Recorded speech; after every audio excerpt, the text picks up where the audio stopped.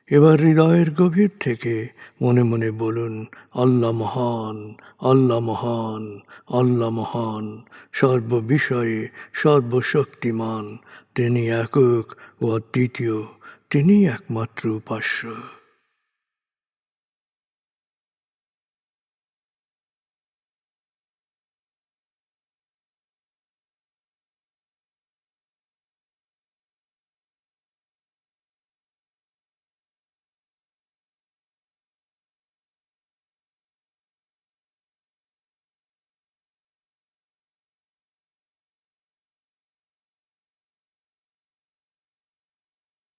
হৃদয়ের গভীর থেকে প্রার্থনা করুন, হে আল্লাহ, তুমি আমাদেরকে বিশ্বাসী, সৎকর্মশীল, সংঘবদ্ধ মানুষ হিসেবে কোয়ান্টাম ফাউন্ডেশনে একাত্ম করেছ।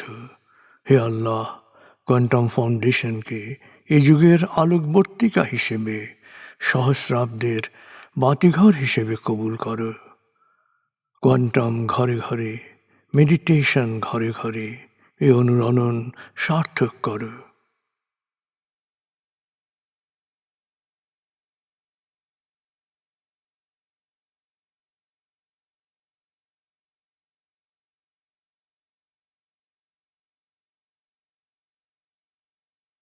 হে আল্লাহ, হে দয়াময়, হে মেহেরবান, কোয়ান্টাম ফাউন্ডেশনের সকল কার্যক্রম, শিক্ষা সেবা, শুদ্ধাচার, রক্তদান, এতিমান, প্রবীণ সেবা, চিকিৎসা সেবা, খতনা, মাতৃমঙ্গল, দাফন, কোয়ান্টাম মেথড কোর্স, এই সমস্ত কার্যক্রমকে সদকায়ে জারিয়া হিসেবে কবুল করো। এই কার্যক্রমে যারা সেবা দিয়েছেন তাদের সবার জীবনকে বরকতময়, প্রশান্তিময় করে দাও।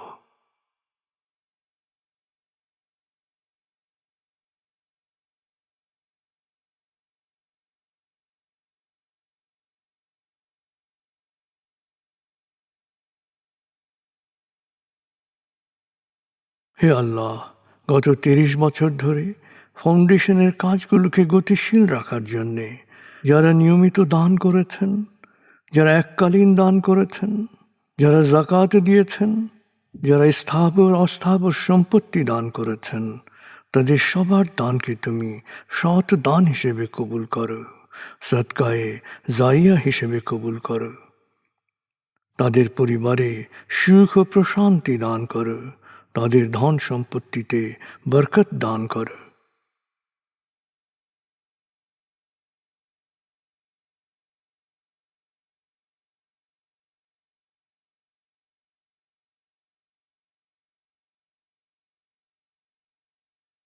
এবার দেশের জন্য দোয়া করুন। হে আল্লাহ, দেশের প্রতিটি মানুষ যেন প্রজ্ঞাপূর্ণ সিদ্ধান্ত নিয়ে নিজের কাজ সবচেয়ে ভালোভাবে করতে পারে, সবাইকে সে তৌফিক দাও। হে আল্লাহ, তুমি আমাদের তোমার বিশেষ অনুগ্রহ ভাজন জাতিতে পরিণত করেছ, অফুরন্ত অনুগ্রহ সম্পদ দিয়েছ, বিশ্বকে বিভিন্ন ক্ষেত্রে নেতৃত্ব দেওয়ার মতো মেধা ও মস্তিষ্ক দিয়েছ। আমরা যেন ভালো মানুষ, ভালো দেশে রূপান্তরিত হতে পারি, আমাদের সেই তৌফিক দাও।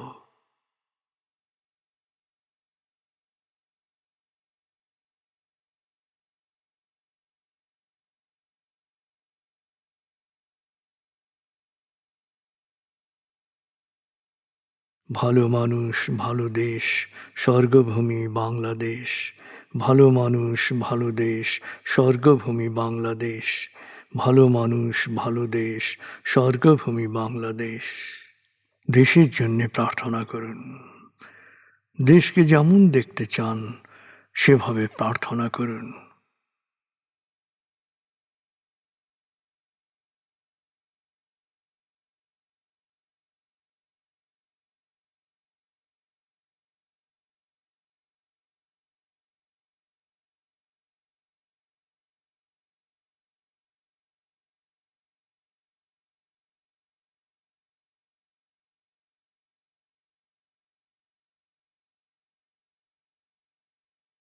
হে আল্লাহ,